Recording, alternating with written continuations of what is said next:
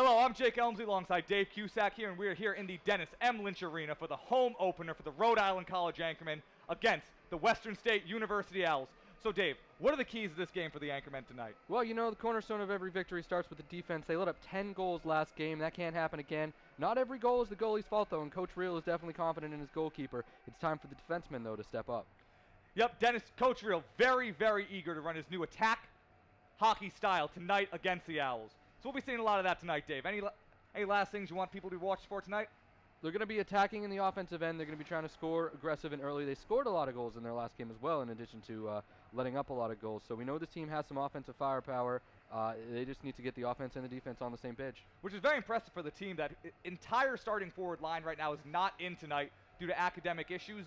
So they're going to be looking to hopefully put up another 6 goals or even more tonight against the Owls. All right, and here we are, the home opener for the Rhode Island College Anchormen, and an early start into the zone, already a shot on the net.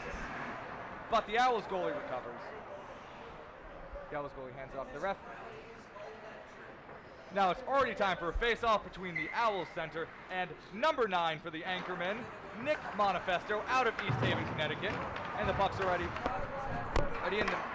and it's moved out to the side by the Owls. The Owls moving the puck up, and it's in the neutral zone, into the Anchorman zone, and it's in the dead zone, already out to the side.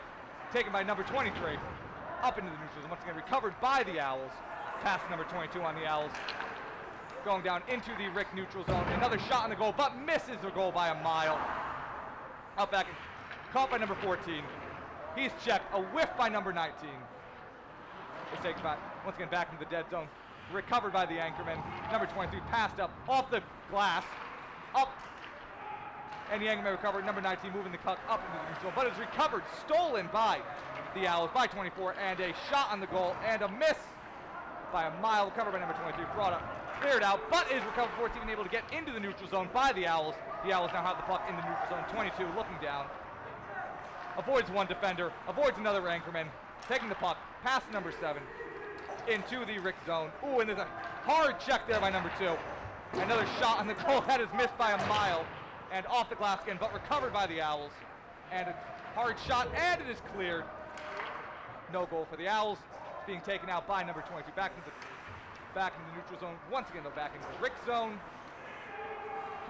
Recovered by RIC. No, recovered by the Owls. Still held by 22.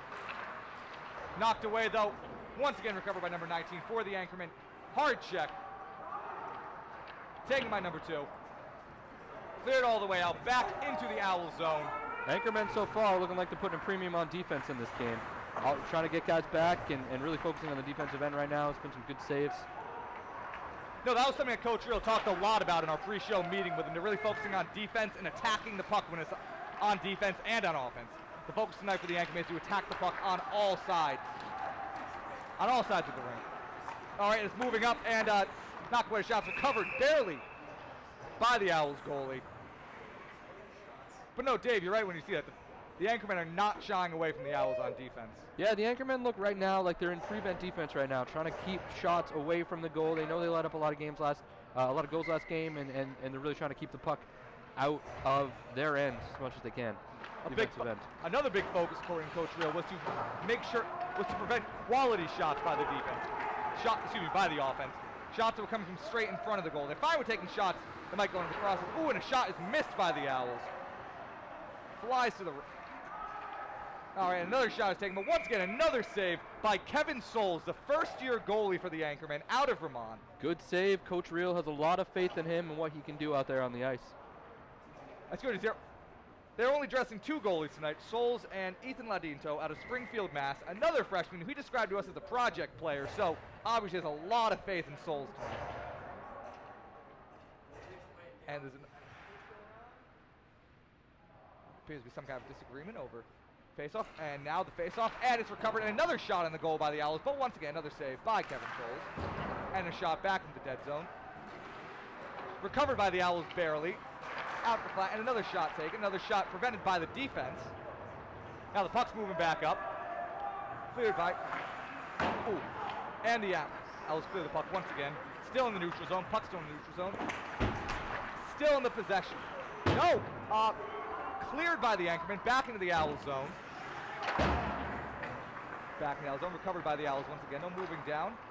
And pass between number 9. Number 18 for the Owls, moving the puck up. Another shot on the goal. Another save by Souls, though. Another solid save by Kevin Souls, the freshman goalie for the Anchormen. Souls looking good so far. They don't want to have him face a ton of shots in this game if they can avoid it, but he's looking good so far in the shots he's faced. Last week he faced 60 shots, only letting him 8 of them, which once again impressed the coach. Very solid save percentage for a for a freshman making his first college start. And there's another one right there for Souls. Rick covered by no puck's lost for a moment, but it's seemingly recovered. Number 12 for the Anchorman takes the shot. It's missed. Back in the Owls' dead zone. Pass to the other side. Taken over by number 10, but is recovered. A turnover for the Anchormen. And puck still in the neutral zone. The neutral zone also, according to Coach Real, is a big focus for the Anchormen this week. Well, in this season, he says that, he told us in the pre-show meeting that he wants to focus on the neutral zone, which he believes most, if not all, hockey teams really ignore for a lot of the game. But he is keen on controlling the neutral zone and really keeping the opposition out of their own zone as much as possible. All right, recovered by number 2. And once again, Anchorman possessed the puck barely. No, once again return to the Owls. Cleared, but a near recovery by number 12. Drew Quirky, the junior, out of East Longmeadow High in Massachusetts. But the puck is recovered after what could have been a couple shots on the goal by the Owls. And that is a goal for the Owls. The first goal led up of the game, 1-0 Owls. Well, the Owls have been spending a lot of time in their offensive end, and you know it's bound to happen when you're getting that many shots on goal. The Anchormen really need to take the puck back into their offensive end and try to control this game a little bit more. Absolutely. Another thing that Coach Real talked about us with before the game was to basically alleviate the second and third chance shots by the opposition. He believed that his freshman goalie Souls was forced to face far too many of those last week, and that had a lot to do. He said he believed that maybe only 1 or 2 of the shots were really at the fault of the goalie, and that most of them came at the hands of the defense breaking down and allowing those second and third chance shots. Well, we saw a defensive breakdown there on that last goal. And hopefully we won't be seeing a lot more if the Anchormen want to be able to succeed and take this game out. All right, the puck is now once again back. Ooh, some nifty puck work. Some nifty stick work by Jared Estrella out of EP, the sophomore who Coach Real described as the most offensive player for this team. All right, it's cleared, but it's recovered once again by Estrella, but it's taken back by the Owls. It's being moved down into the neutral zone, but a recovery by Estrella in the neutral zone. Once again, kind of showing that emphasis on the neutral zone that the Anchormen, are trying to utilize. All right. It's recovered. It's given to number 19.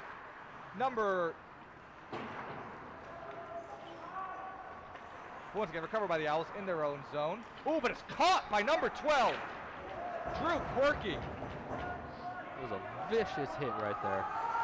Ooh, another hit by number 8. Zach Erb out of LaSalle. Starting to get a little chippy out there. No, that's what we want to see here in the Drew. Ooh, and another save by Souls. Another shot on goal, but completely smothered by Quirky with his body. The puck is now back in the Owl zone. Quirky coming up on the defenseman, but it's cleared. But a near recovery for the Anchormen.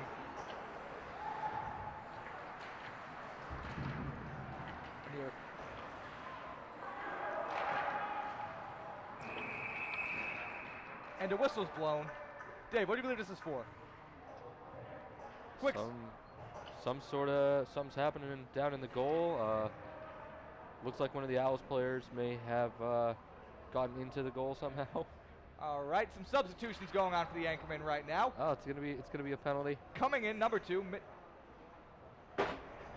Oh, there's a penalty. Number 29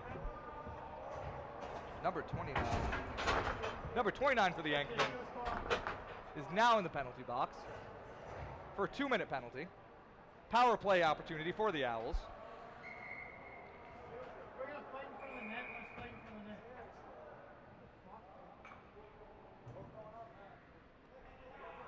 Face-offs get whistled. In for the Anchorman right now are... I believe it's actually a 4-on-4, Jake, right now. Oh, yes, excuse me. Power play opportunity for both teams then. An Owl has also been added to the penalty box for a 2-minute penalty. All right, another shot on the goal. Doesn't even hit the crossbars, though. In the RIC zone. Another save for Souls. 4-on-4 hockey definitely opens up the ice a lot more. So let's see if the Anchormen try to get a little bit more aggressive on the offensive end. Yeah, that'll be interesting to see how they're able to take care of this kind of a situation they're not particularly used to playing hockey. A double power play for the next 2 minutes will be something interesting. Is that the term, double power play? No, it's just called a 4-on-4. Just a 4-on-4. Well, that's not as fun. All right, the puck is flipped in the air, still in the Anchorman zone. A fight for it behind the net between Mitch Whittingham, who was described, number 3, Mitch Whittingham, was described by Coach Real as the most physical player on the team. We're seeing an example of it there. Ooh, and another save by Coach, and the puck's cleared out. It's a great save by Souls. Exactly, and a good clear, not allowing for those second chance shots. It's at the neutral zone with the Owls. Pass to number 14. Pass back into the RIC zone, but cleared into the dead zone. Nope, no Owl anywhere near it. Recovered by Mitch Whittingham. Cleared out into the Owl zone. Puck being handled right now by Ryan Durrigan, sophomore out of Lincoln High School. Back in the Owl zone. And another shot on the goal. Sails over the goal, though. Recovered. Ooh, a pretty hard hit. Almost 8 minutes gone in this period, and the puck has really, been in the offensive end for the Owls most of the game. The Anchormen need to work on that. I know I said it earlier, but... No, you're absolutely right, and the puck sails off of the glass. Back into the ring. No, you're right, Dave. The Anchormen need to work on getting more chances for offensive possessions, which Coach Real stressed to us for this game, the importance of the center and getting 2 men and who's ever handling the puck when it's in the Owls zone. I don't have the exact number of shots on goal the Anchormen have right now, but it's not many. No, I would agree with you. We don't have an advanced statistician yet, but definitely something to consider. All right. It's a stat boy. An advanced statistician, Dave. We need to make it a more respectable profession. I believe in advanced metrics. You believe in advanced metrics. An important part of the evolving world of sports. Now, once again, another shot on goal, but another save by Souls. Yeah, Souls wasn't going to let that one through. That was right to him. No, you're right, Dave. And those are the kind of shots that Coach Real told us before the game that are fairly okay with letting up. They just do not want shots that are straight in front of the goal. They want to make the Owls and all their opponents take hard shots from angles to take the burden off for Souls and the defense. Ooh, and the puck slides between a couple. But the puck is recovered by Estrella. Estrella getting physical out there, showing he's not just an offensive player. Ooh, and sails up. No foul, though. Recovered by number 18 for the Anchormen. Tyler Maxwell, third year out of East Providence. Third year player out of East Providence, excuse me. All right. Puck passed back into the Anchorman zone, but recovered. Barely cleared into the neutral zone by number 18 for the Anchorman. Number 20 moving up. A pass to 21, but a miss. And the whistle is blown once again by the ref. Oh, and 4-on-4 is over. Both penalized players for the Anchorman and the Owls are returning to the ice now. We're back to having some 5-on-5 hockey, Dave. And 11:08 to go in this period, and the Anchormen still struggling offensively. You think they would have figured something out by this point, but that might be something they have to adjust mid-period. Absolutely. It's going to be a little bit of an adjustment period by the team, but they're still showing tenacity on the defensive side of the floor. So it's not a matter of motivation or a matter of energy. It's just probably getting some of these things together and cleaning up some things on defense to give the offense more chances. Another whistle's blown. Oh, it's going to be a face-off in the Owl zone. Number 21, Sean Feeney, steps up to take, out of EP, steps up for the face-off. He's another player who was described by Coach Real as a physical player. There's another sub, though. Number 10 for the Owls steps in to take the face-off, and it's recovered by the Owls. But number 5,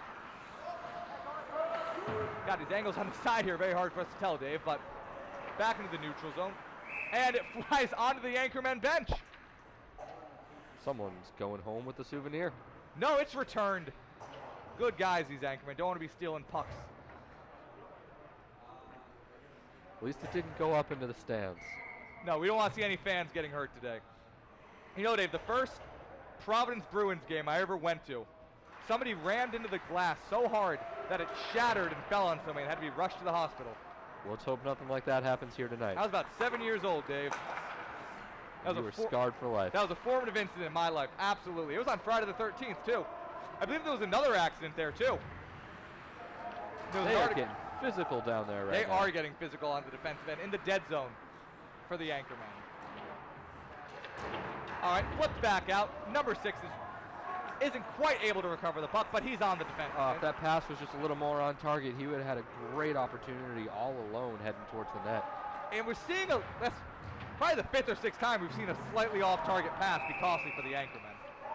Yeah, that's something they definitely need to look at going forward. You really can't run your offense if you're not passing effectively, and right now they need to start hitting the open man and hitting the guys in the right position and just getting in the right position.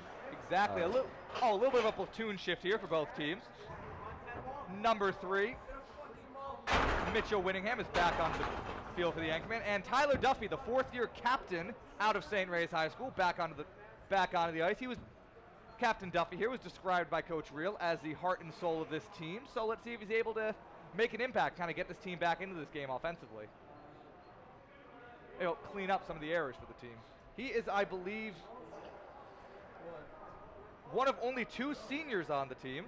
Matt Ferreira being the other one, a player who's been described as a project player by Coach Reel and unlikely to play tonight. So Tyler Duffy is the only one of 2 seniors on the ice tonight. A little bit of a discussion going on, but another face-off in the anchorman zone. Ooh, and some shoving going on between number 29 of the anchorman and another whistle is blown. Well, these teams, no love for each other out there on the ice right now.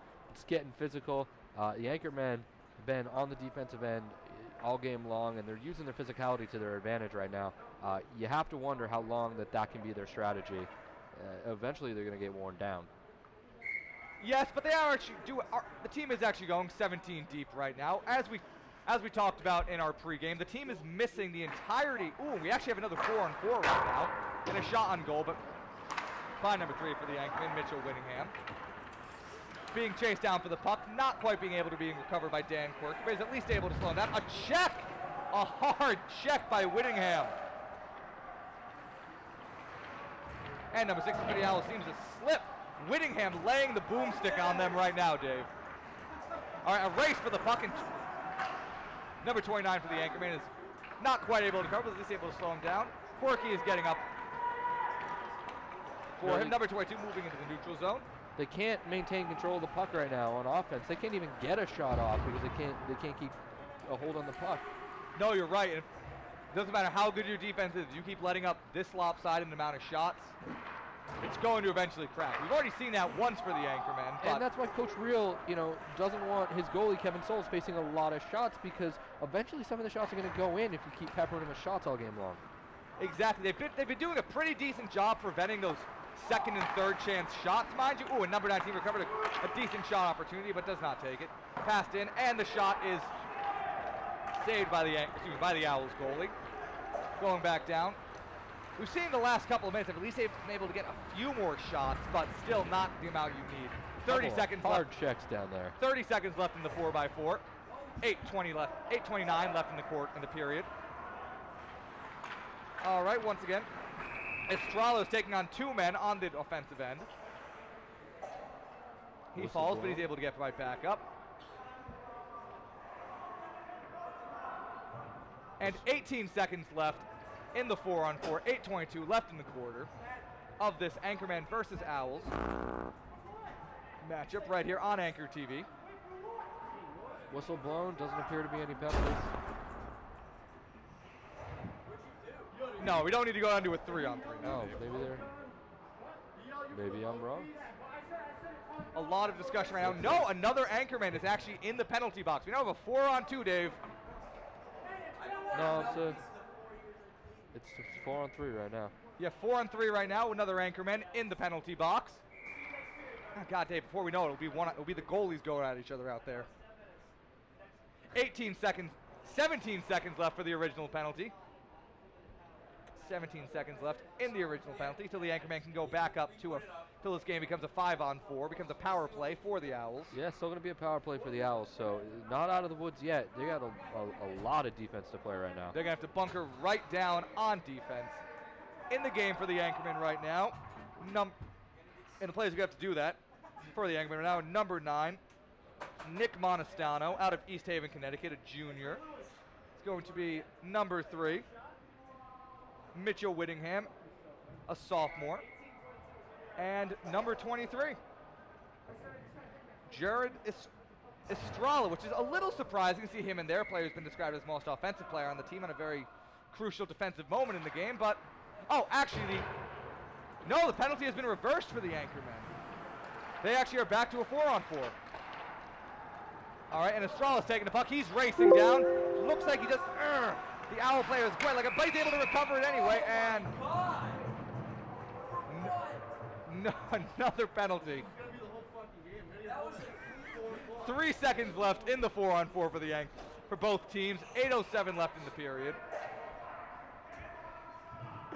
8:07 left in the period. Yeah, Estrella showed off his speed on that last play down Absolutely. there.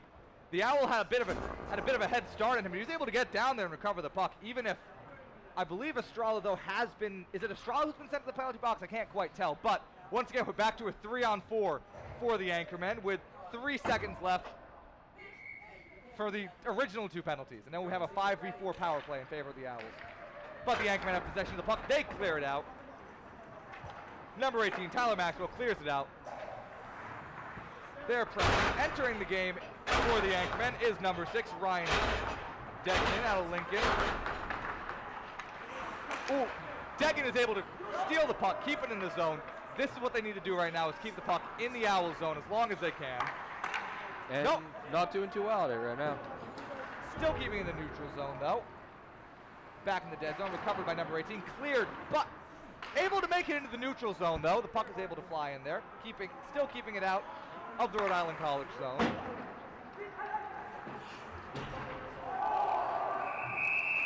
And another whistle's blown after a hard check into the wall. And another penalty for the Anchormen, it's looking like. They're going to go, seems they're going to go back to having 3 men on the ice, Dave. Yeah, penalties are killing them right now. They're getting killed by penalties, and now we have a 5-on-3 for the Owls right here. And I don't know about you, Jake, but I'm expecting the Owls to score. This is a huge advantage, and the Anchormen are really going to need to dig back and find whatever they have on defense. They're going to need to do everything they've done on defense. So far, pretty good. Besides the 1 goal let up on defense in the game for the amount of time of possession that the Owls have had. But they're going to need to pull something out of their hat right here if they want to prevent a goal. And Souls is going to need to be at his absolute best right now with being down 2 men. Absolutely. This is a very crucial moment in the first period. 7:23 remaining in the first period.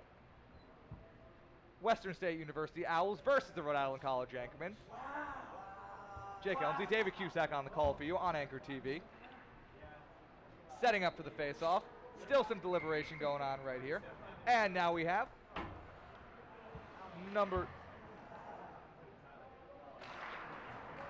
face-off is taken.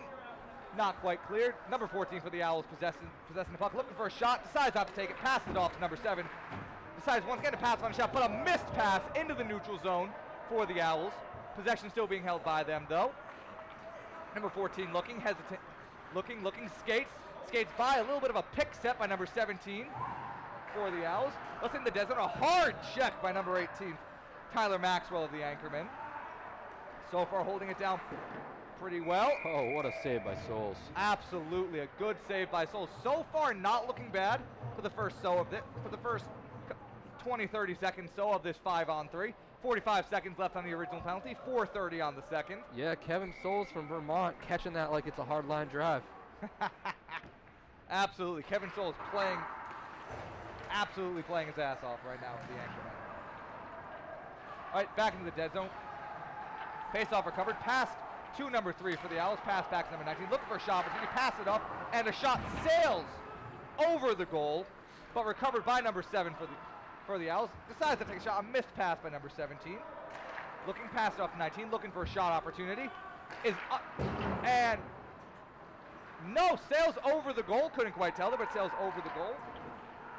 All right, passing it out. Once again, still looking for that real high-quality shot opportunity. The anchorman doing and that looks like an Owls goal with the hit on Souls.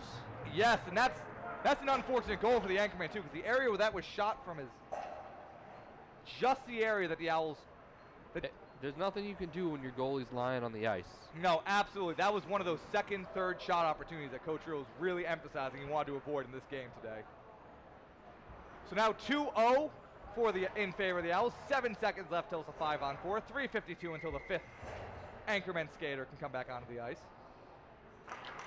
All right, another face-off, but recovered by the anchorman in the 3-on-4. 3, 2, 1, and we are up to a 5-on-4 now. Up to a 5-on-4 now for the anchorman. Not to correct you, Jake, but we already were. A man comes back out on the ice after they score when they're on a power play. I did not know that. All right. And another goal for the Owls. I wasn't even able to catch that one, Dave. What happened there? Can you describe that one to me? I didn't even see that one. It was quick. Blazing fast offense by the Owls right now. The defense for the anchorman is really starting to show some cracks right now. And that's 2 goals in under 30 seconds.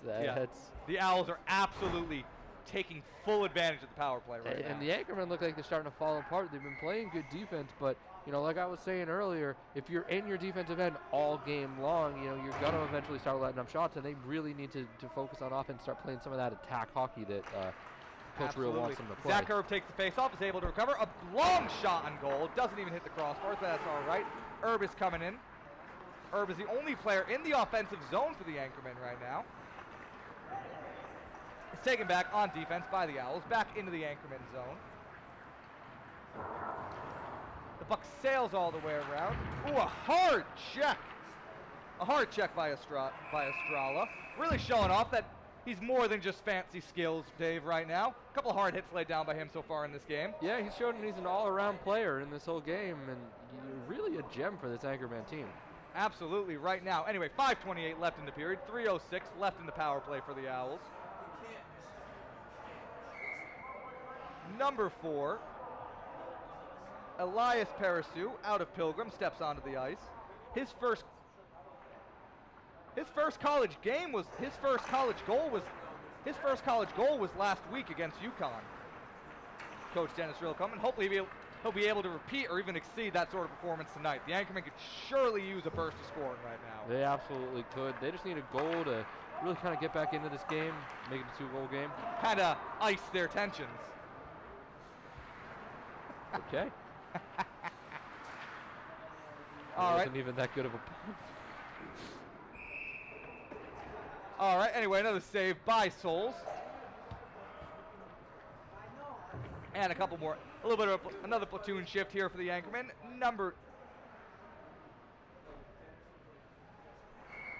Nick Monasteo's on the ice for the anchorman right now.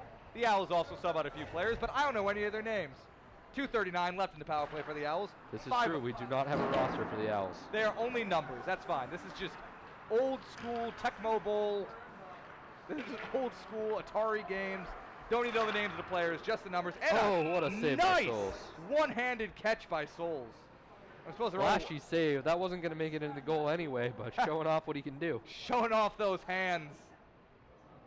Showing off that stick-em on his gloves right now. Hey. All right, another face-off in the Rhode Island College defensive zone. Passed out, though.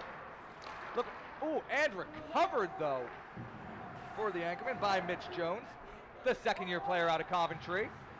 And he's fighting along the glass for the puck. He's able to recover it. No, and another whistle is blown. 2:09 left in the power play for the anchorman. All these stoppages, like the power play is never going to end. We're never going to get back to 5-on-5 hockey at this rate. No, and you're playing down a man for most of this first period. That's really it explains, well, it sort of explains why it's a 3-goal lead. I mean, other than that, the Owls have just been better offensively. Absolutely, and actually, a Owl has been sent into the penalty box for 2-minute penalty for him, so the Owls will, after this man returns, form the penalty, we'll have a 9-second power play, but right now we're facing some more 4-on-4 hockey right now. The Anchormen need to take advantage of this kind of opportunity. Just anything, just have an even amount of man, and just missed by Estrella.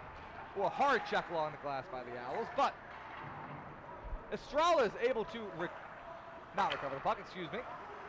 Quirky coming up on a man with the puck. Estrella now coming up, trying to pressure the defenseman. Ooh, and he basically just swats it away against the glass, and Estrella tries to get in and not quite able to get it, but it's recovered by Mitch Jones.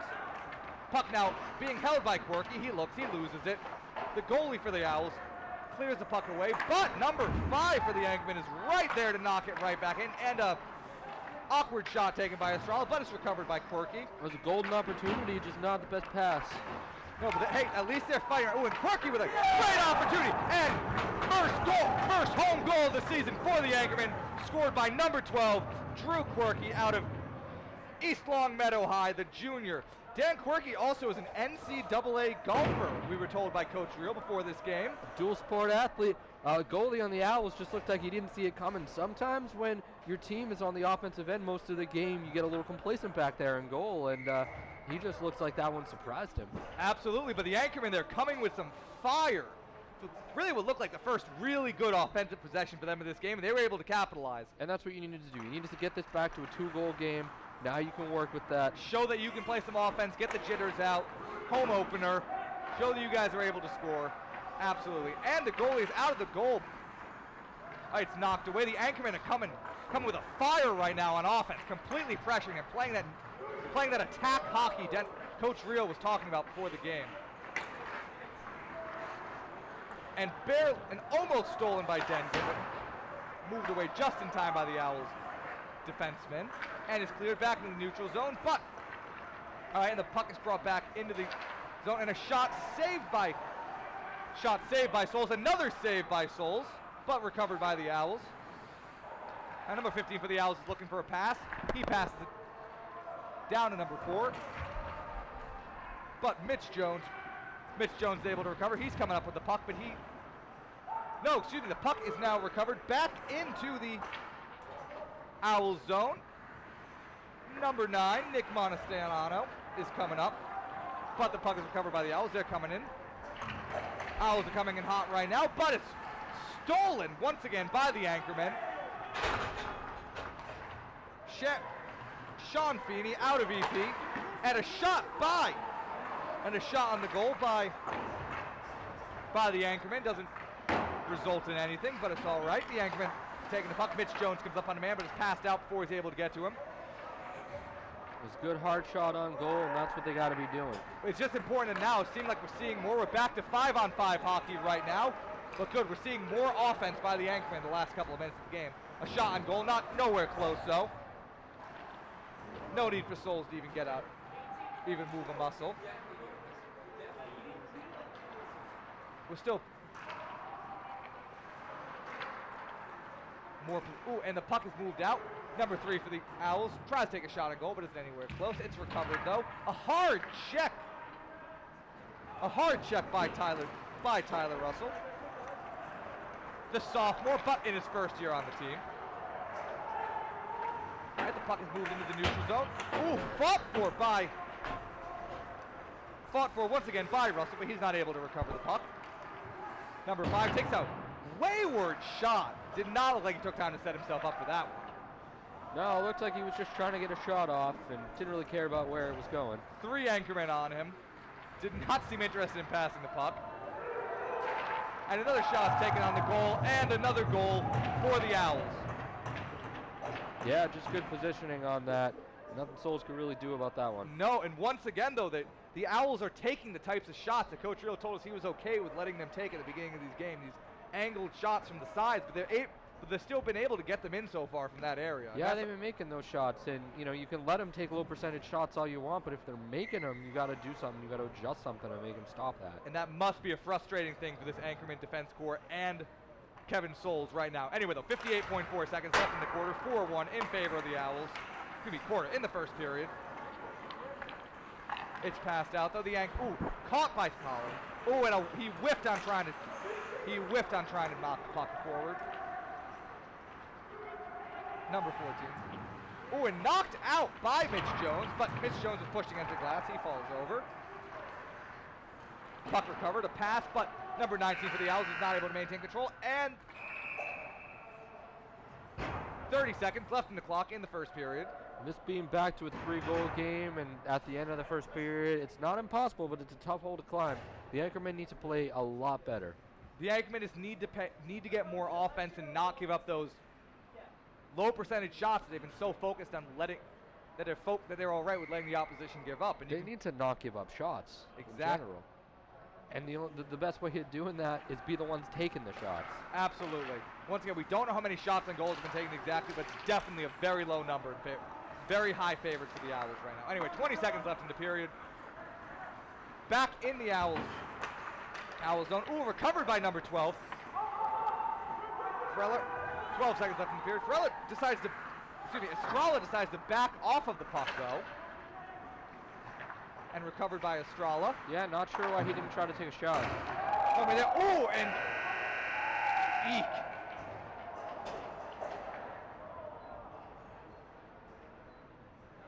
And Cameron Maxwell is knocked to the ground for the Anchorman. He's having a little bit of a hard time getting up, but he is still able to get back up. And we are at the end of the first period of this 4-1 game, of this Western State University Owls versus the Rhode Island College Anchorman game. 4-1 right now in favor of the Owls. We will be right back for the start of the second period.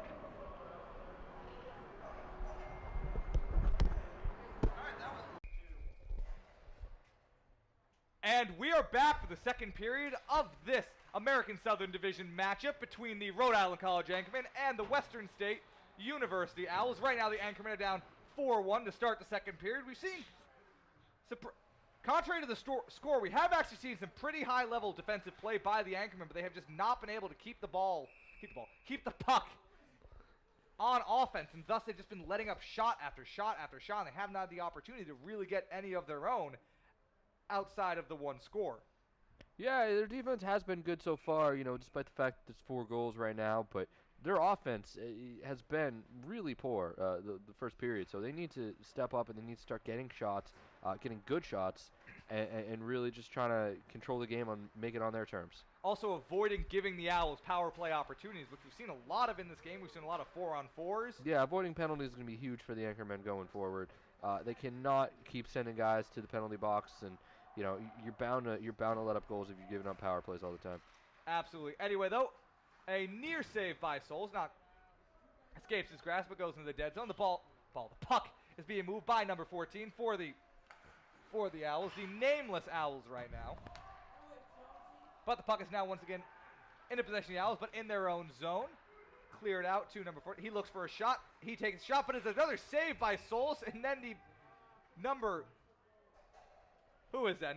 That's Tyler Maxwell, number 18. Tyler Maxwell soars as the goal comes loose into the goal, moves it, slides all over, but it's all in good fun. Maxwell was getting real chippy down there with the guy on the Owls. Looked like they were going to have a fight, but not yet. They skated in opposite directions. Another good thing for the Anchormen has been the physicality. They've been very physical in this game. I'm sure that's something that Coach Reel is very happy about. We haven't had a chance to talk with him yet, but he preaches physicality, and he preaches, but they have not yet really acted on this attack hockey scheme that we talked about with him before the game. They've been attacking the puck on defense, but they have not been able to execute offensively yet, and really haven't even had many opportunities to execute offensively. Oh, that was almost dangerous. Souls was out of the goal, and the puck almost went in. They almost got a bit of an own goal there, but they were able to save it and kick it back out. A little bit of friction to save them. Ooh, and now number 6. Number 6, Ryan Deegan gets the puck all alone. He takes a shot in the goal, misses it though, wide left. Recovered by the Owls, but not without a little bit of difficulty. Ooh, but no! Mitch Jones is able to keep the puck, but once again, yielded back to number 5 of the Owls. He's taking it back up the center, but no, Mitch Jones, once again, recovers the puck, passes it along. Ooh, and Mitch Jones is all on a break, but no, he recovered. He yields the puck to Maxwell. Maxwell's looking for a shot. He passes it around, once again, back to Jones. pass to no one on that. Nobody, but it's still recovered by the anchorman. And we have a man on the ground right now for the Owls. He looks hurt right now. No, do we have a penalty here, Dave? What are we looking at here? Looking like there might be some sort of penalty. That was away from the puck.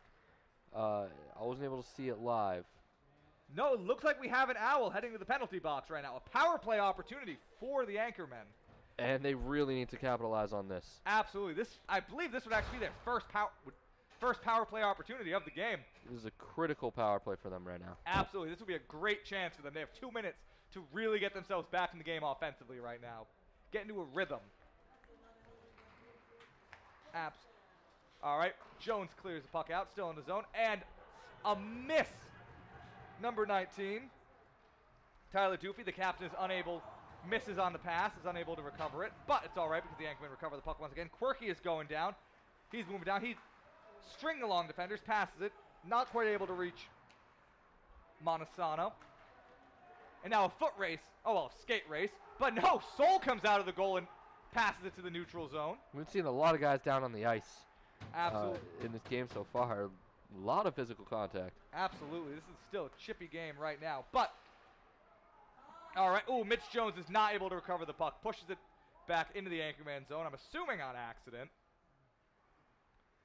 He's looking for the right opportunity. He's sitting in the dead zone. He decides to come back out with it himself. He's moving down into the neutral zone. Passes the ball to to Estrella. He missed it, but another missed pass for the anchorman. Quirky is checked against the glass. It's knocked back to the Owls. Puck's moving. Soul recovers the puck. He hands it off to Maxwell. No, excuse me. He passes it off to Duffy, the captain. Duffy's taking the puck down, and another whistle's blown. And yeah, that's another whistle. So far, we're seeing once again, Dave, like we saw in the first period, just a little bit of difficulty receiving some of the passes they've been moving out. Yeah, the passing has not been great so far. It just looking like they don't know what to do out there with the puck. They just seem like they're not quite in sync offensively yet as a team, which obviously is something that could potentially happen to a team early season. The Anchormen have only had 5 practices up to this point in the season. It's 16:33 to go in the second period. They gotta get in sync now. This is the time. They need that chemistry to start developing on the power play. 27 seconds left in the power play for the Anchormen. It was a good hit. Absolutely. On that play. All right, and they have not really taken many shots on goal. Ooh, but there was a shot by number 21, Sean Feeney out of East Providence. All right, the goal is cleared out. Soul takes it. He knocks it away. 4 seconds left in the power play for the Owls. 3, 2, 1, and the power play is over for the Anchormen. They were not able to capitalize on it. Really not take a lot of shots on goal during it. No, and that would have been a critical power play to get another goal on and make this a closer game than it is right now. But 4-1 in the second period. 15:34 left in the second period so far. The Owls are moving down the court. Players are not near him. A shot taken on goal, and that is another goal for the Owls by, I can't see his jersey number because he's on the ground right now and at the worst angle for me to be able to see him, but that is another goal for the Owls right now, and he had nobody near him.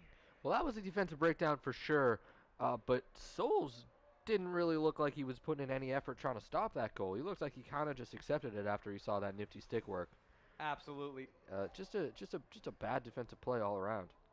Absolutely. They're gonna need to clean those kind of things up.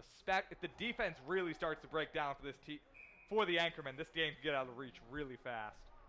15:28 left in the period. Face off won by the Owls, but Mitch Jones tries to get it. He isn't quite able to recover the puck, but that's all right because Tyler Russell's here to take it. Russell's still coming down on the puck. Check. Slams number 10 of the Owls into the glass. And not quite. Ooh, some good. Souls is out there flopping around, stopping the puck. Good play by Souls right there. There's some hustle by him. All right, Quirky tries to get this puck, but isn't quite able to get to it. But he's still fighting for it. Quirky with a little bit of a burst of energy right there. Anchorman doing a better job right now trying to keep the puck in their offensive end. Absolutely smother. Oh, another shot and goal, but it goes off the back of another Owl. Thank you for that save. He looks for a shot, decides not to take it. Oh, he whiffs on it. The Owl player, the man slips trying to take a shot on the goal, and a shot on the goal by the Anchorman. This is what I'm saying. A good defensive stand and able to get back on offense. First period, they would have just been there in defense the whole time. Was starting to see more offense by the Anchorman. Still not quite getting that, closing the gap on that shot differential right now, but they're at least keeping the ball in the offensive zone a little bit more. Something they need to work on is a lot of times it really looks like they're taking control of the puck and they're going back towards the Owls' defensive end, but they just lose it. Earlier there, I thought that they were going to make an offensive drive, and they just lost the puck and ended up having to play defense for a little while longer. Well, we have another power play opportunity for the Anchorman right now, another 2-minute power play. Hopefully they'll be able to capitalize on this one, but right now it's cleared back into the Anchorman's defensive zone. Soul comes up on it, knocks it away, rushes back to the goal, and a save for Soul, and he got a little bit of luck there on that one. That was mostly luck there on that one. That was a great bounce. If that goal was another 2 inches taller, that's a 6th score for the Owls. Yeah, there was a lot of luck on that. Good job catching it, but there was a lot of luck on that not going in. He was barely able to get back into the goal too after getting out to knock it away. That's the risk you run. Absolutely. All right, and it's recovered by the Anchorman, being brought up the ice by number 19. Number three, Mitch Winningham takes over as a puck handler, and there's another whistle. Looks like we're gonna get another whistle. 1:27 left in the power play for the Anchormen. Looks like we're gonna get another face-off in the offensive zone for the Anchormen. I can't really tell right now. No, we're gonna get another face-off in the neutral zone for the Anchormen. Number nine, Nick Manisato at the face-off, and it's cleared once again by the Owls. The Owls are doing an excellent job defending the power play right now. Ooh, and number 19 for the Anchorman takes the puck. He's moving up. He's looking for what to do with it. He passed it to Estrella, the best pure offensive player on this team, according to coach. And I can't tell if he kind of slipped up trying to take that shot right there. But nonetheless, cleared once again by the Owls. Still in the neutral zone for the Anchorman. Moving into their dead zone. The Owls goalie decides to let it go. They've been doing that a lot as well. They've been clearing the puck out rather than trying to get down there and get a good shot. Yeah, so far, like I said, the Owls are doing an excellent job defending the power play right now. I mean, what do you attribute that to more right now, Dave? Excuse me. Sorry. You asked me a question at a poor time, Jake. Yeah, I apologize. The Owls are doing an excellent job defending the power play right now. I mean, what do you attribute that to? Do you attribute that more to their defense or more just to the offensive inability of the Anchormen? Yeah, right I would go the second route. I attribute that a lot more to the offense that the Anchormen have been playing. Really just stagnant out there on offense and unable to get good shots. And really, I think it's more of a problem with the Anchormen offense than it is. I mean, give this Owls team some credit on defense, but the Anchormen unable to capitalize on power plays. This is the second power play we've seen them unable to capitalize on. 18. Well, they still have 18 seconds left to capitalize on it. 12:34 left in the period. 12:23 left in the period now.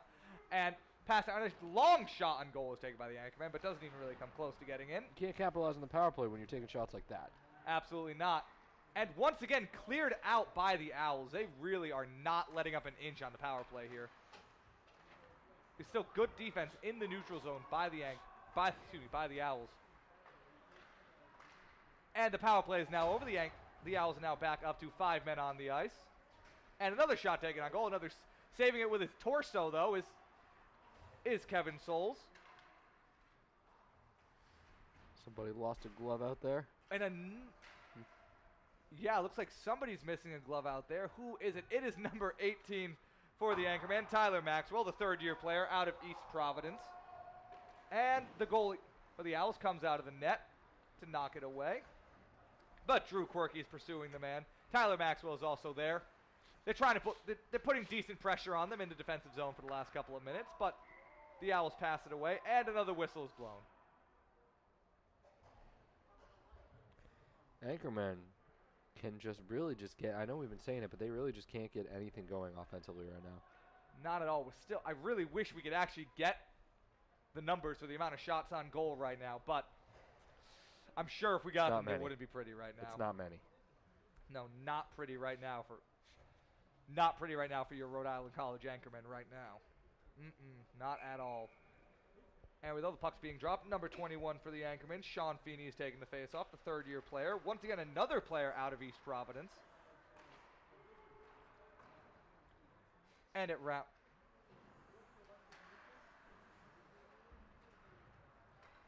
Mitchell Whitting. The puck is being bounced around. There's a little bit of a foot race going right now. Number four,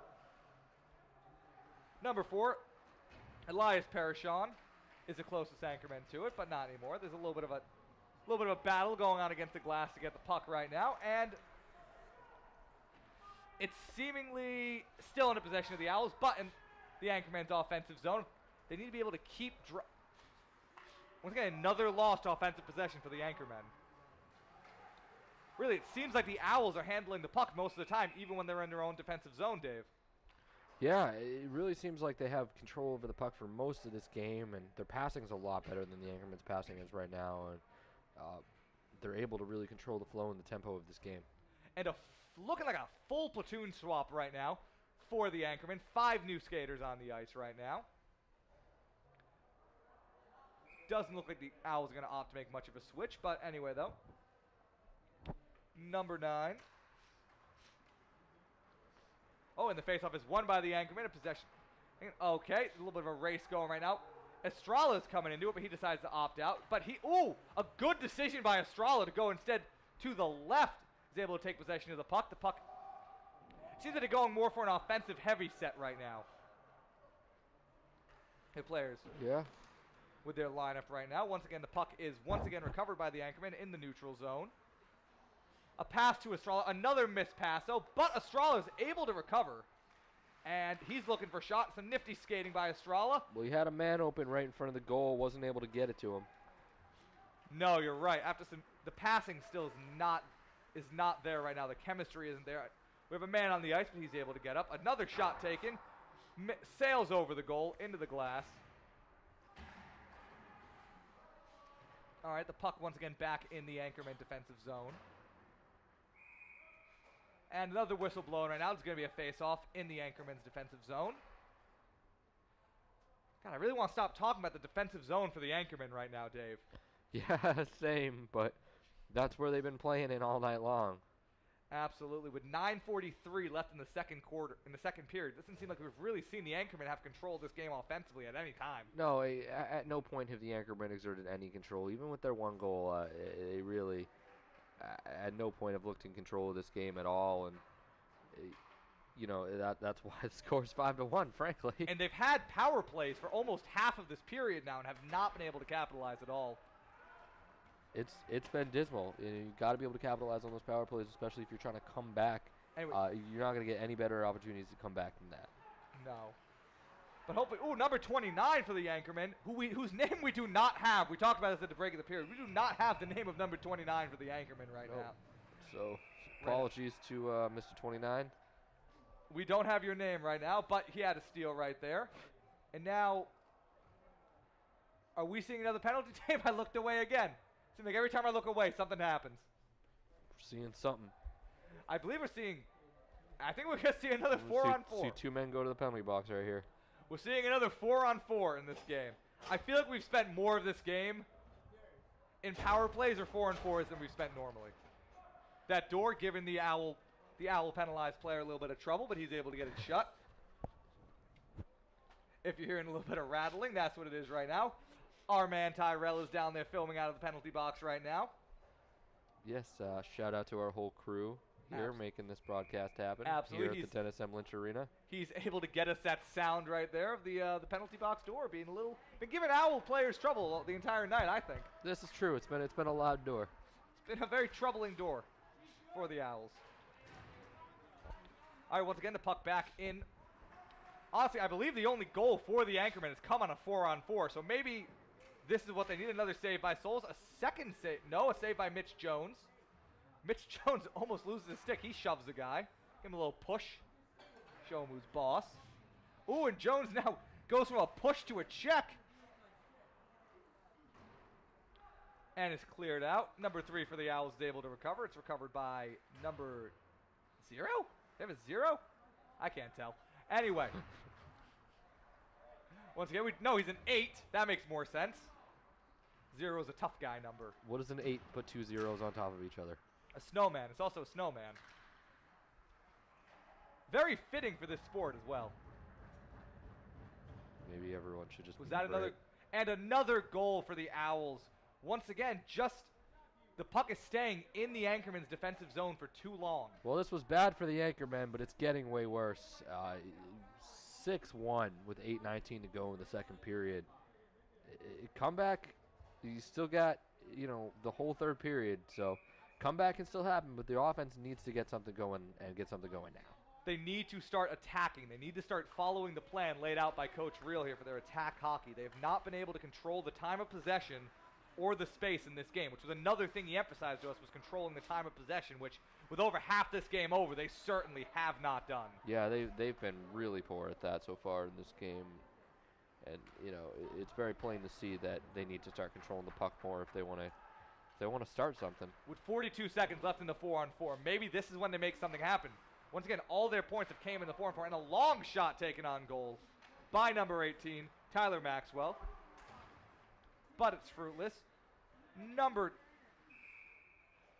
Mitch Whittingham goes to recover the puck, but another whistle is blown. We're going to see a face-off on the Anchorman side of the neutral zone.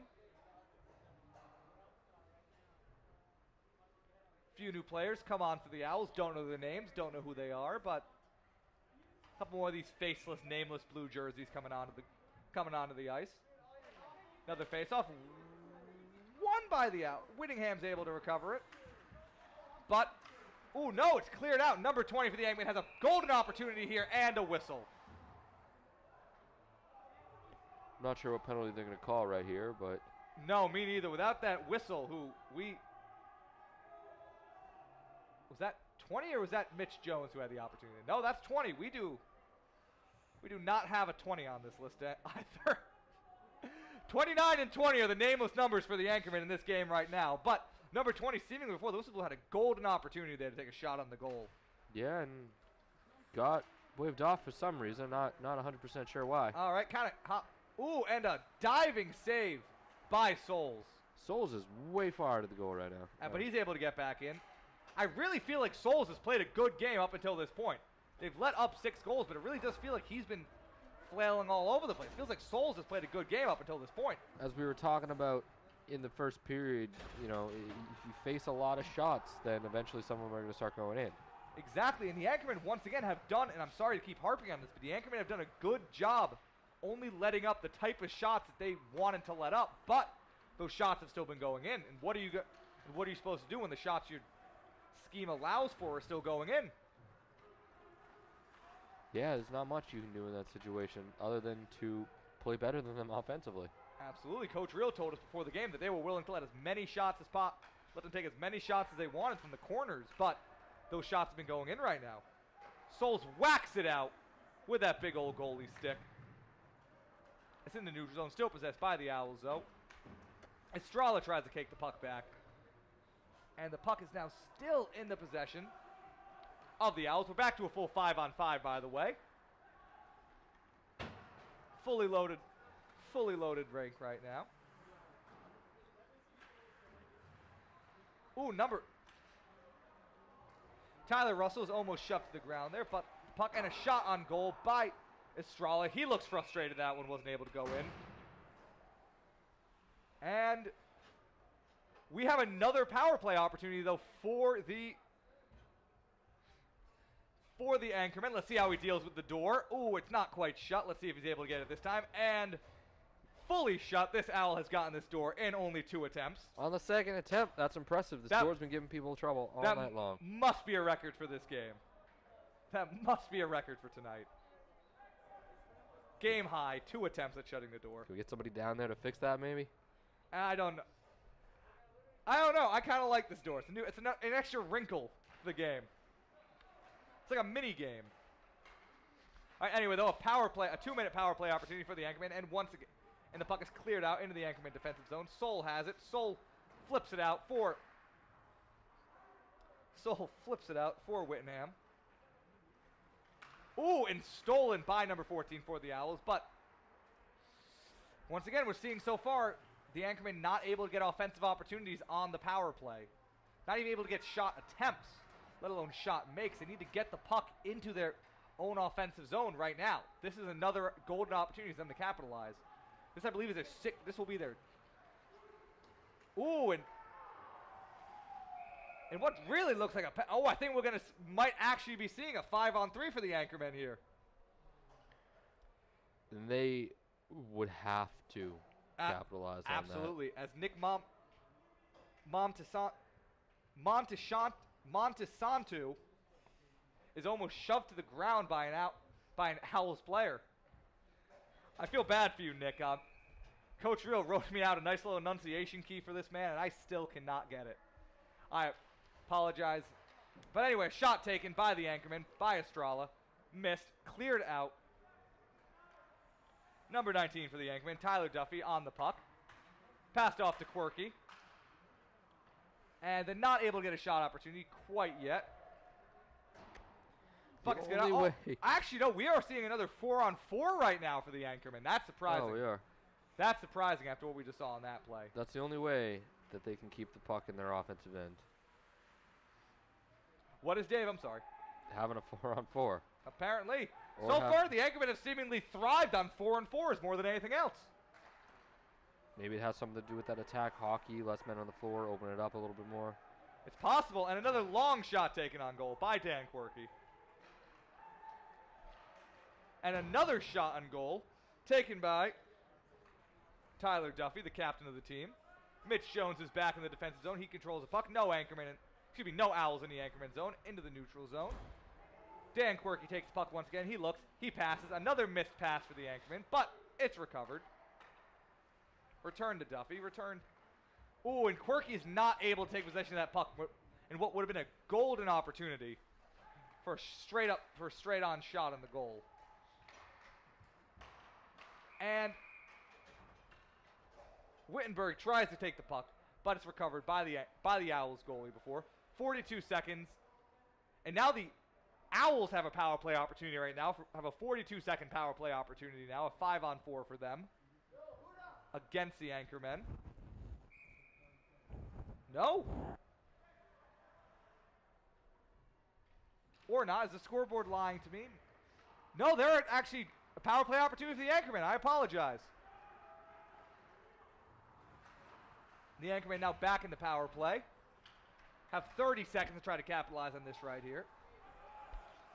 Ooh, Wittenberg tries to get him with some nifty puck work, but isn't quite able to. Mitch Jones clears it out. He passes it to Duffy, the captain. Duffy gets checked, but he's able to maintain control of the puck. He passes it into a turnover, though.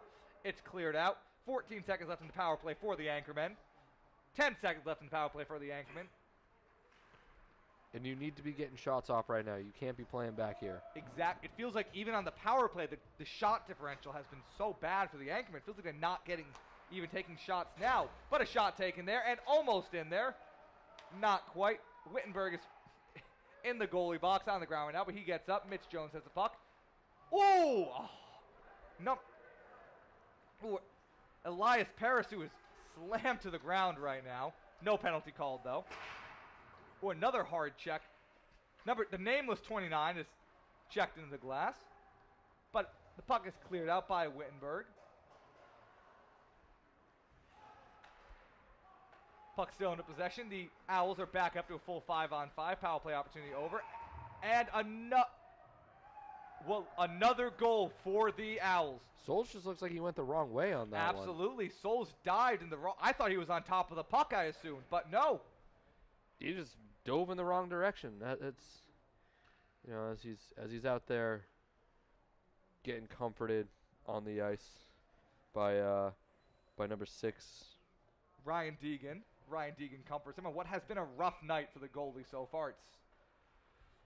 We've been fairly forgiving of him so far, but some of these faults actually might be problems of his own. Yeah, some of these are starting to become less about the defense and starting to become more about the goalie.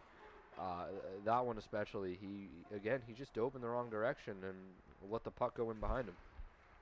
Kevin Souls now making his second college start. Once again, he is a freshman out of Vermont. Ooh, and he barely saves another goal within the next 5-6 seconds. Oh, did he? Yeah, they're saying the puck crossed the line, and I thought he was able to jump on top of it and just barely save it, but they're saying the puck actually went over the line. So. All right, it's now 8-1 in favor of the Owls with 2:11 left in the second period.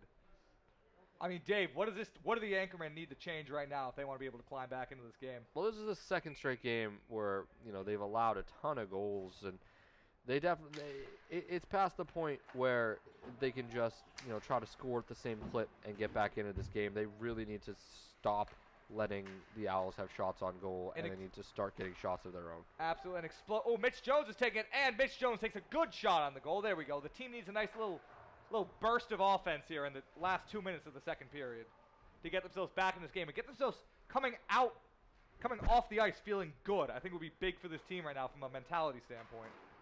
Absolutely. You know, going into the end of the period, you want to go in with some momentum. Absolutely, and Souls is able to stay the puck and another goal. Souls once again getting too far out of the goal, and we now have a 9-1 lead for the Owls right now. This is what have we seen? 3 goals in the last 40 seconds? Yeah, it's starting to get bad out there for the Anchorman if it wasn't bad already. They're just letting these things snowball and snowball right now. They're just stacking goals on goals right now. And this is not a good look for the Anchormen right now, who we said need an offensive. It seems like the Owls are the one who are getting this offensive burst in the last 2 minutes right now. Absolutely right. The puck is being moved in the neutral zone and cleared out, and it's seemingly we have a penalty on Mitch Jones for the Anchorman. He's going to be sent a power play opportunity for the Owls, which I believe is the last thing the Anchormen need.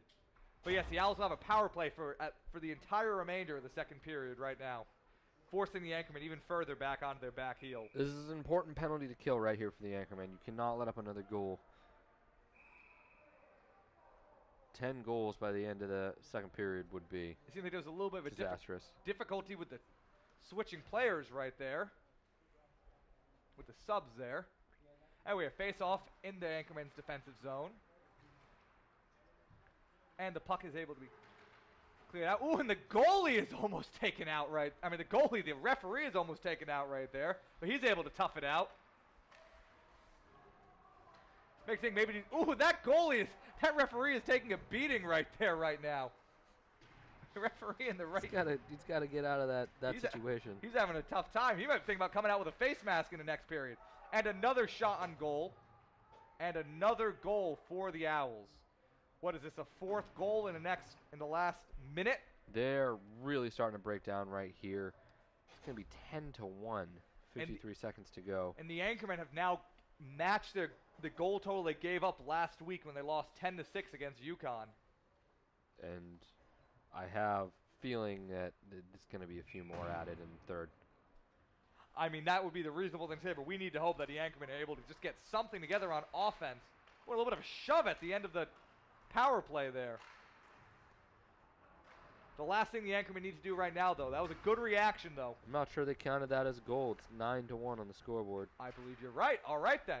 That was a good reaction there, though, by number 9, Nick Tashantu. The last thing the Anchormen need to do right now is get frustrated and start doing stupid things and getting more penalties right now. The Anchormen, though, are out of the power play, though. Seemingly. No, they are not out of the power play. No, yes, they are. Excuse me. All right. Estrella is able to get the ball. Dan Quirk is coming up. He has an opportunity to shot, but he's not able to get to the puck right in time. Number 4 for the Owls is slammed hard, though, by Estrella. And that is the end of the second period.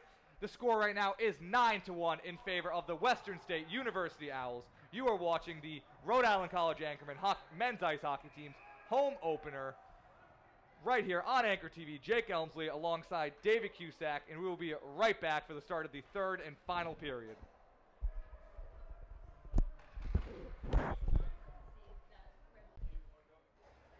Hello and welcome back to the final period of the Rhode Island College Anchorman home opener in this American Division South matchup between the Anchorman and the Westfield State University Owls. The Anchorman have struggled in this one so far, down 10-1 to start the final period of the game. And Dave, I mean, what do you think the plan should be for them going into this last period? Figure out what they want to eat after the game, because there's really nothing you can do at this point. It's 10-1. You're not going to score 9 goals in these next 20 minutes. It's not going to happen. I mean, especially with the way they've been playing offense in this game. But, I mean, there's still some value in playing not in garbage time, but get developmental time for the team right now. Are there any sort of things that they should focus on, just trying to get right, kind of at least go into practice this week, at least or go into a game tomorrow, actually, at least feeling a little better about themselves? Obviously, they have another game tomorrow against Westfield State at home. Excuse me, at Westfield State, but just try to figure out some things about this team, maybe? I mean, what are some things they should focus on? I'll figure out what their strengths are, figure out what they need to improve, figure out who's going to be doing what and who's going to be taking what role going forward. There is always an opportunity to learn, even in a blowout. And maybe an opportunity for some of your bench players to see more ice time than they normally would, especially with there being another game tomorrow.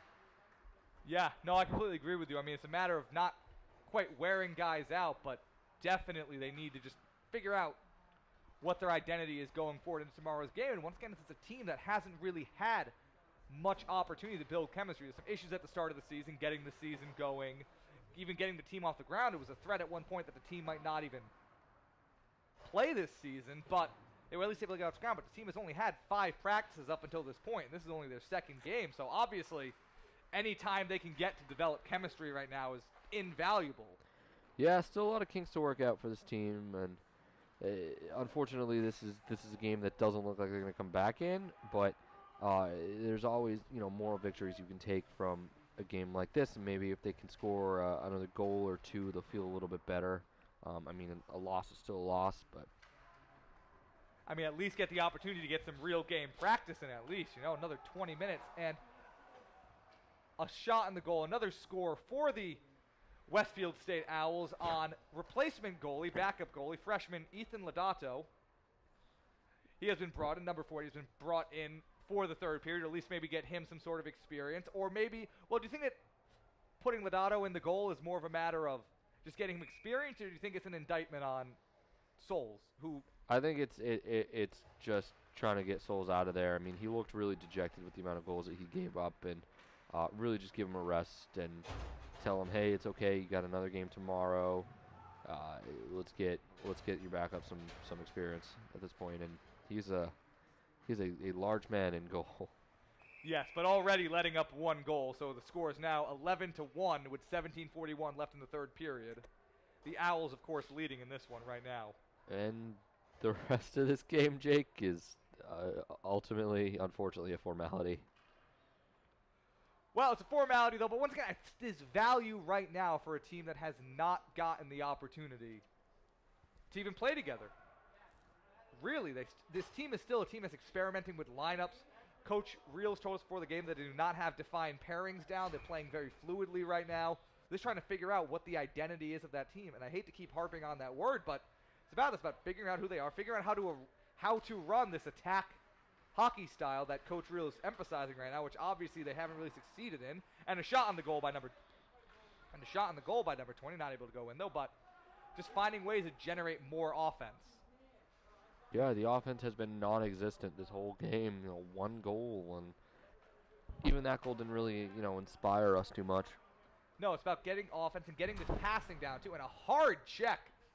I couldn't tell who was the one who was checked there, but number 8 for the before the Anchorman, Zach Erb was involved. Zach Erb out of LaSalle. And, yeah, it's a lot about the puck sails. Nameless 29 is down on the ice. He's fine. He gets back up, though.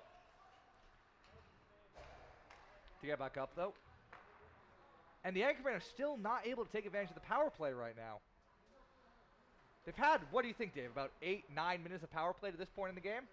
It's been a lot, especially in that second period. They were, constantly getting power plays and just been able to do nothing with them. And you can't win if you're doing nothing with your power plays, especially in a game like this. We have to come back from so much. Exactly. They need to at least just take this as a chance to figure out how to play some better offense. Right now, just give themselves more opportunities. I can't say they've been missing. Oh, what a hit. Absolutely. What a hit by Mitch Jones, number 2. The second-year player out of Coventry. And that Owls player, didn't even take a stick back to the bench with him. Absolutely. He just wanted out. Opportunity for a shot on the goal. A miss wide left. But Mitch Jones takes the puck again, sets him back up again, but the Owls player is able to come in and intercept it. But Mitch Jones with a couple of good possessions right there. A couple of good plays by him right there. That possession right there was a little closer to the scheme now. Of having a defenseman in the corner trying to of having the rotating defenseman. So Mitch Jones able to execute the scheme at a fairly well right there. Absolutely, and you got more time to work on that now. Just trying to get the fundamentals down and get some offense so they can get some confidence up going into another game tomorrow night against Westfield.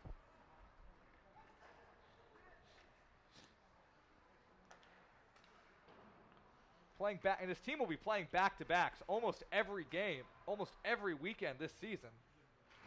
Yes, every weekend this team will have a back-to-back game. And that's going to start wearing on you at some point in the season.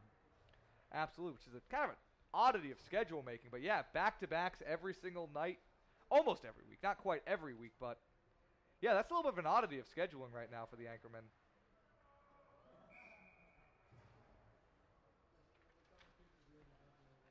Anyway, though, another face-off in the Anchorman's defensive zone right now. The Owls are able to take possession of the ball. A shot on goal. Stopped. Intercepted by the Anchorman. And not quite able to clear it out. And another Anchorman is down on the ice. And a shot on goal that almost goes in, but saved by Lodato. Puck is being brought up by Ethan Parasu. All right, he's able. Dan Quirky has it. Passes it over. Oh, good save.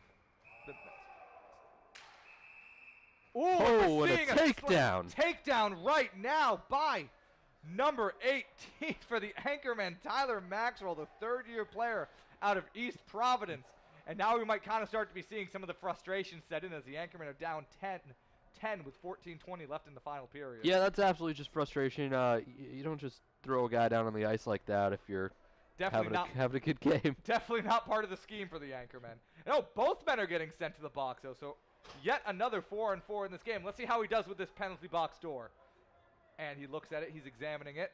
And, wow, a one-attempt shot. That is a record for tonight. One-attempt shot. This guy wins. Good to him. Oh, they got another guy going in the box. Are we seeing another one? Apparently not. No, some conference is going on with the referees right now. No, it seems like we're going to be seeing a 4-on-3 for the Anchormen right now. And the Anchormen, once again, are getting a power play opportunity. Right here. And a one-shutter again. I think they're starting to figure out how to shut the doors. There's been that many penalties in this game that they're starting to... They've really starting to understand how the penalty box door works. They've really gotten this door down. We'll have to see if Eastern Connecticut State University is able to figure it out just as well next week. Anyway, though, on another power play, 2 minutes for the Anchormen. So, yeah, we'll have to see how they're able to deal with this now. The Anchormen having... Looking like it's about to be a 5-on-4 for the Anchormen. No, it should be a 5-on-3 right now. The Owls have 2 men in the penalty box right now. There's 4 players out there for the Owls right now. Yeah, clearly something's confused. And we'll find, no, 2 men in the penalty box, but 4 on the ice for the Owls. All right. I guess that's just happening. I guess that's just how counting works. Nameless 29 is at the, ooh, and a shot. And Dan Quirky nearly is able to take a high-quality look. All right, it's cleared out by the Owls. The Owls to this point in this game have done an excellent job defending the power play. Absolutely. They've been able to kill every penalty they've had so far, and gone out unscathed. And really, they've been able to kill everything defensively. Obviously, they've done a very good job shutting down the Anchormen offensively, but yeah, the Anchormen have not been able to capitalize at all on the power play. Although Mitch Jones takes a shot on the goal, really, it would be good for the team at least to be able to get something out of the power play before they go in, before this game is over. At least show the ability to do it. Start executing on those power play sets. Yeah, that'd be a small moral victory if you were able to convert on a power play finally. Absolutely. And that's something they need to definitely work on going forward. And it's not just about moral victories, though, Dave. It's about getting things down for the future. Again, a team that has not had a lot of opportunities to practice, getting the opportunity right now to just work together, establish some of that chemistry. Like we talked about before, there's only 2 seniors on this team. Tyler Duffy, the captain, and Matt Ferreira is another senior, but he's not considered a key part of this team's rotation. So really only 1 senior who's going to be playing significant minutes for the foreseeable future. Obviously, this is not a team that's been together a lot. Yeah, a lot of young players is still learning on this team, and who knows? Now, I mean, they got a long season ahead.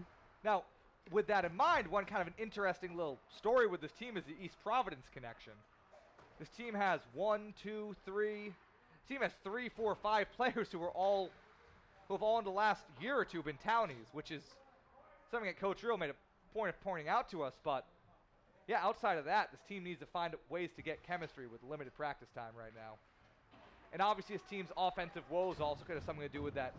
4 of their top 3 of their entire first line offensively right now is academically ineligible. So obviously, this team's already at a disadvantage. And the shot's taken on the goal by number 5, Tyler Russell. But another point he pointed out to us was that, yes, 4 of this team's top forwards are out right now. Also, the power play is now over for the Anchormen. And we're back to full 5-on-5 hockey. But yes, this team will obviously needs those players to return right now and give them the offense that they're obviously missing right now.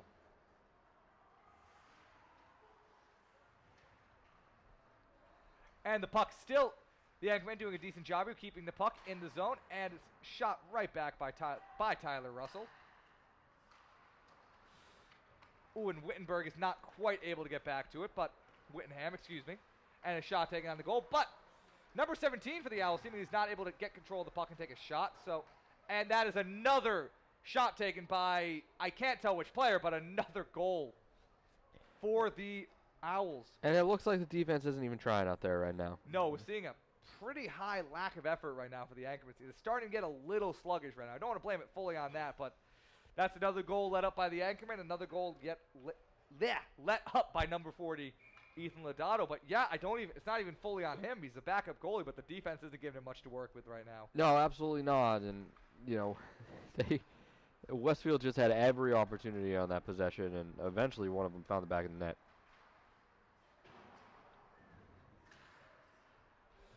Golden opportunity for the Anchormen right there. And the scoreboard's still not showing it, but that was a goal. But the Anchormen still, now, while for the first, probably period and a half of this game, they were at least solid on defense. A shot taken on goal. Not able to go in, but they were at least solid defensively. They've really broken down on that end as well. Just overall, not really able to produce on it. Yeah, just falling apart right now. It has been, they just look worn. It could just be a matter of being worn down on defense. Could potentially not be about a lack of effort, but they've just been having to play defense so much in this game. And Dan Quirk is trying to race for the puck. He's not able to get to it. The Owls recover the puck, but still in their own defensive zone. Number 28, Matt Farina is in the game, coming in on it. Matt Farina is the other senior on this team we were just discussing. According to Coach Real, Matt Farina is considered a project player by him, a player who came into RIC his freshman year and joined the hockey team, having no experience playing hockey, and learned how to according to Coach Real, didn't even know how to skate when he started with the team. So obviously, it's impressive for him to be able to get to the point where he's on the ice in a capacity. Also, we see Shannon Riley in right now. She is the only female on the team. She is a sophomore out of North Smithfield, so she is also on the ice right now.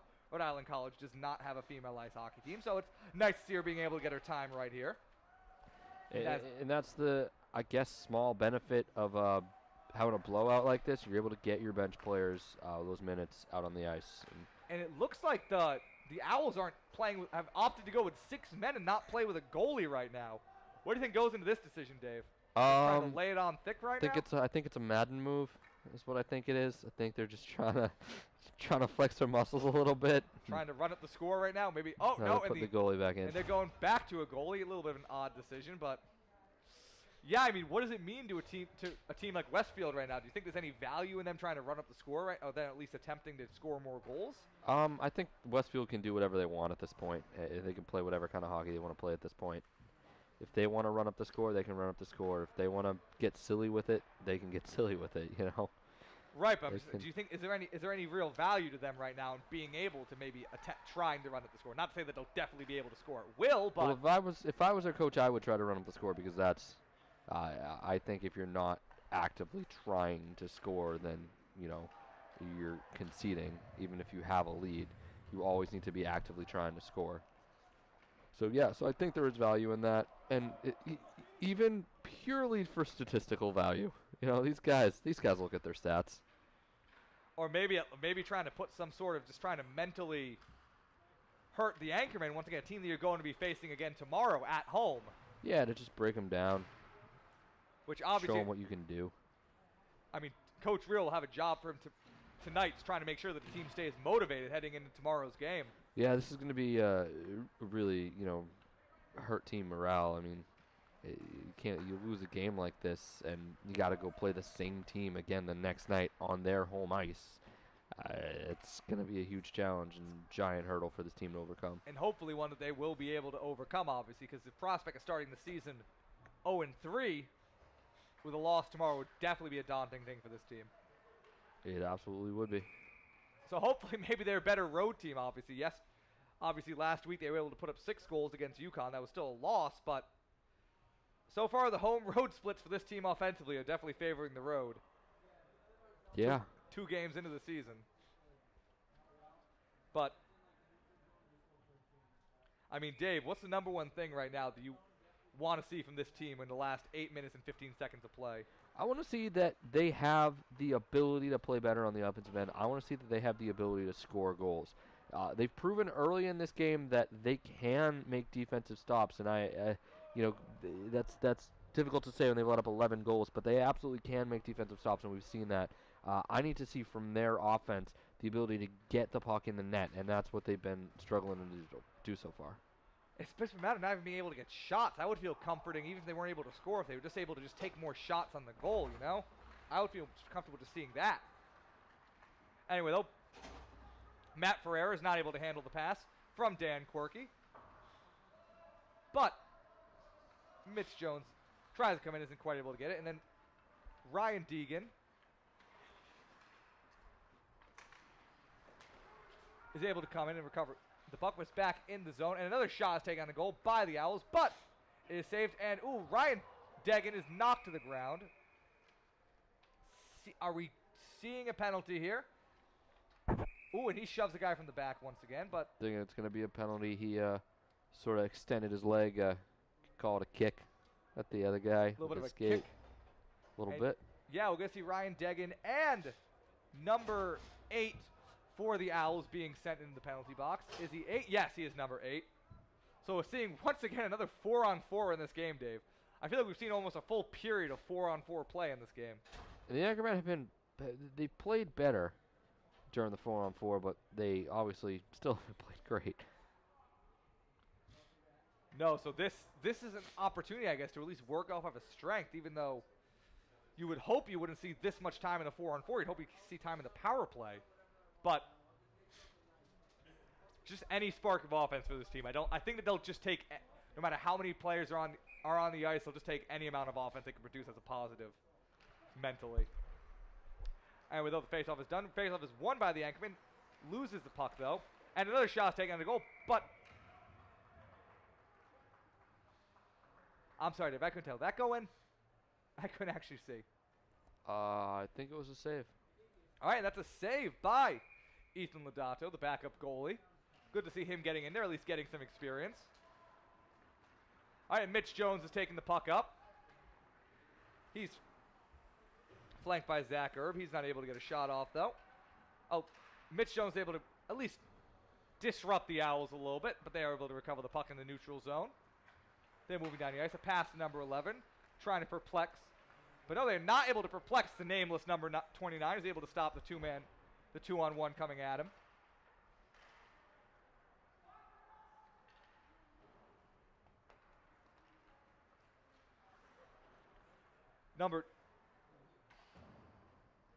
Zach Erbs kind of slides a little bit, but he's able to recover himself.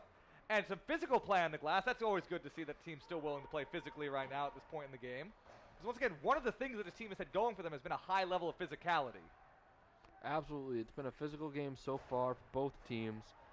You're really seeing it from the Anchormen. They've been getting a lot of good checks up against the board and really trying to be physical, get the ball, get the puck. I pulled a Jake. I'm sorry. But, yeah, this is at least we've been able to see physicality. 40 seconds left in the 4v4. 5:46 left on the clock in the third period. Anchorman down 11-1 apparently. Seemingly they still haven't counted that 12th goal. I'm still not sure what the deal with that is, but on the scoreboard in the arena it's showing 11-1, but we have it pegged at 12-1, so we'll have to sort that out soon. But the Anchormen still not able to get a lot of possessions right now, even in the 4-on-4 right now, with 10 seconds left in the 4-on-4. But no. And a shot on goal by number 20, whose name we also do not have. 20 and 29, but a shot taken on goal by him.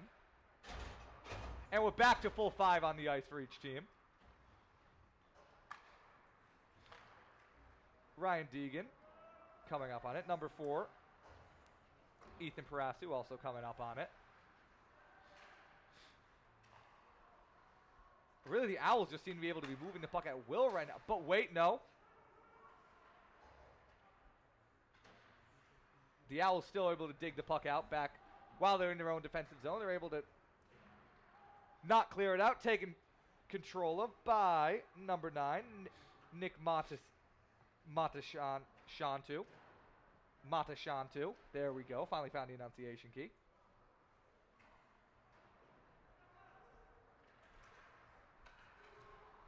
All right, and it's stolen by James Estrada, who's able to get a decent shot. And that is the second goal for the Anchormen by the newly pronounceable Nick Matashantu.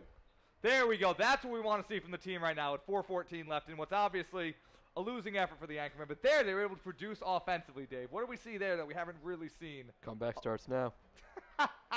But seriously, though, Dave, what did we see on that possession that we have not seen from the Anchormen for a lot of this game? A good shot. Very simply, a well-placed shot.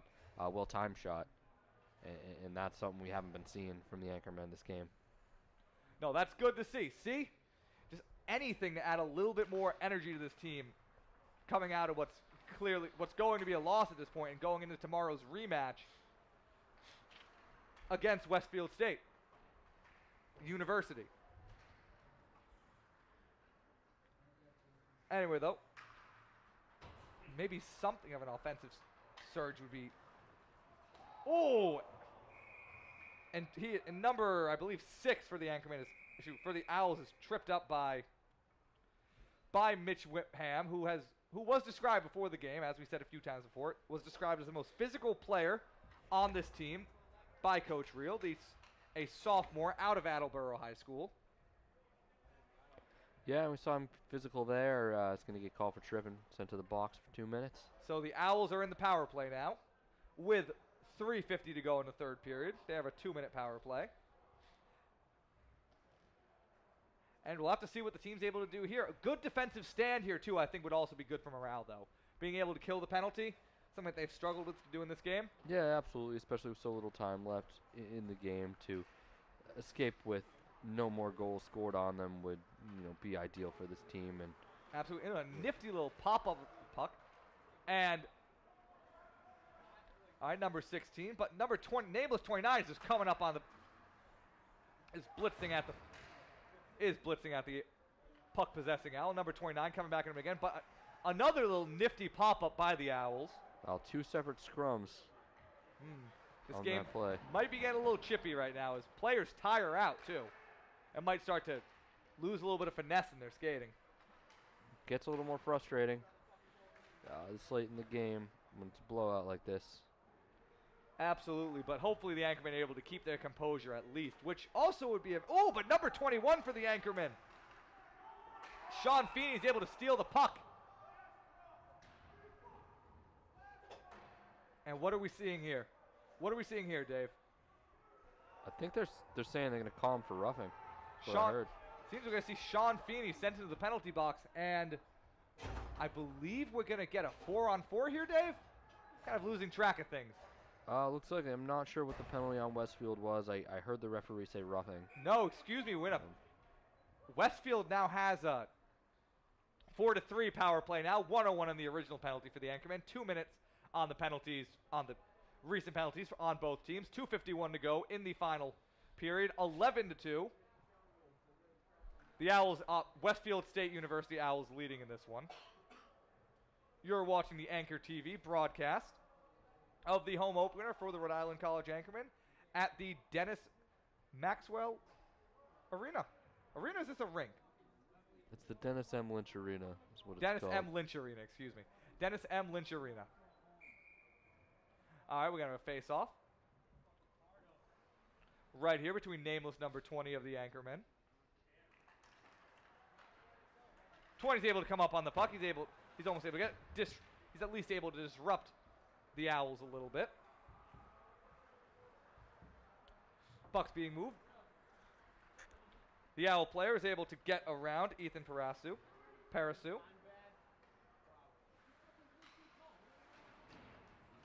He's able to get around Ethan Parasu. Number 18 for the Anchorman, Tyler Maxwell, fighting for the puck. He's able to come out. He's in the neutral zone with it. He's looking for a good pass. He loses control, though. He slips. He's seemingly tripped. But Parasu is fighting for the puck, though. He's not able to come up with it, but 20's coming down on him. Number 2, Mitch Jones is chasing the puck down. He's able to recover it in the Anchorman's defensive zone. He passes it around to 20. Parasu's the one who recovers it, though, along the side, but it's then brought back to the Owls. They have it in the neutral zone. The Owls are looking. They're back in their own defensive zone. 14 for the Owls is looking for an option. He's looking. He passes it off to the side to number 3. Number 3 looks. He bounces it off 11. Nifty pass by him. But the pass is, it's turned. But 20 is able to come up with a turnover. But 14 for the Owls comes right back with it. And number 14 is still going around the Anchorman defensive core right now. He gets a little shoved by Mitch Jones. However, he has to pass the puck, and a shot is taken, and that is another goal for the Westfield State Owls. That will leave the score at 12-1 with a minute and 19. 12-2 with a minute 19 left to go in the third period. And the Anchorman can chalk this game up as an L. Absolutely, but with another 4-on-4, it's just all about right now trying to do something to get a little bit of confidence right now. Can you score 10 goals in a minute 19 seconds? It's doable. Let's find out. Maybe Westfield State will blow a 12-2 lead. They might. But it's just right now about getting out of this one with no injuries at this point. I mean, is there anything they could do right now that would give them any sort of moral victory at this point, Dave? No, not after letting up that last goal. That was the one thing you were trying to avoid for the rest of the game when there was 3 minutes left, trying to not let up another goal. But the scoreboard still says 2-11. I don't know why. I don't really either. Recognized. It feels like they haven't been keeping track of the goals on this. The last goal and a shot on goal. And that's another goal for the Anchorman, though. Number 9, Nick Matashantu with his second goal of the last couple of minutes. Yeah, putting on a show right now. He's trying to give them a little bit of offensive burst himself. Hopefully that's something he'll be able to carry into tomorrow's game against Westfield State University. Oh, no, did that goal not count? Oh, excuse me, that goal was not put up, I don't think. So the last 2 goals, for some reason, weren't counted. No, I don't believe that one was counted, but there's seemingly some sort of issue with the person running the scoreboard right now. But anyway, we have a minute left to go in this third period, 56 seconds. The Anchorman just trying to get out of this one at this point. Get back, regroup with Coach Dennis Reel. I mean, what's the plan going into tomorrow's game? What do they need to change if they want to succeed? They need to do everything better, both sides of the ice. Defense, offense. They need to improve their passing. They need to improve their skating. They need to improve their stick work. They need to improve everything. I really haven't seen anything this whole game that doesn't need to be improved, and that's just the honest truth. Absolutely, and that's another goal for the Owls, letting up yet another one right here, and that will, I believe, make this game 13-3. The clock's still seemingly running, though, but that'll leave this one at 13-2 for the Owls. Still a little bit technical difficulties on the scoreboard right here at the Dennis M. Lynch Arena, but seemingly the final score for this game will be 13-2 in favor of the Westfield State University Owls. The Rhode Island College Anchormen will start their season off 0-2. They have a game tomorrow night at Westfield State, and then they will be back here at the Dennis M. Lynch Arena on Friday, October 27th, 8:10 p.m. against Eastern Connecticut State University. That will be another league game. Jake Elmsley and David Cusack will once again be on the call for that game on Anchor TV. Anyway, though, we're going to take a quick break, and we'll be back to do some interviews with some Anchorman players.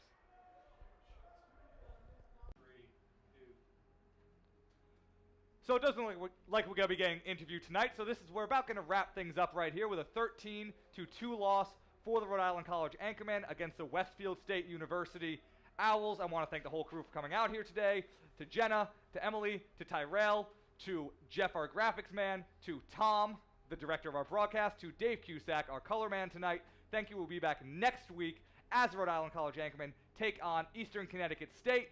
And I'm Jake Elmsley, signing off.